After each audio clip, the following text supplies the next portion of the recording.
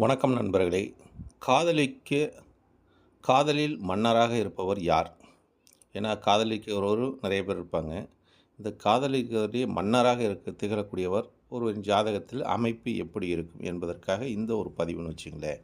லக்னாதிபதி சுக்கிரன் வீட்டில் இருந்தாலும், சுக்கிரனோடு சேர்ந்தாலும், லக்னாதிபதி சுக்கிரன் வீட்டில் இருந்தாலும், சுக்கிரனால் பார்க்கப்பட்டாலும் அவர்கள் காதல் மன்னராய் இருப்பார்கள். ஏன் இதை சொல்கிறேன்னு கேட்டிங்கன்னா, சுக்கிரன் எப்போதுமே கலஸ்திரத்துக்கு அதிபதி, ஆசைக்கு அதிபதி அவர் தான்.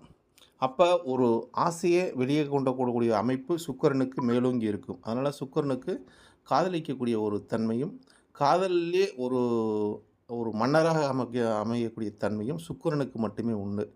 ஏன்னா மற்ற கிரகங்களாக அதை வெளியே சொல்லாது. இது ஒன்று தான் தன்னோட முகம் பார்த்து பேசக்கூடிய அமைப்பு இந்த சுக்கிரனுக்கு மட்டுமே உண்டு. அதனால் சுக்கிரன் முகத்துக்கு அதிபதி.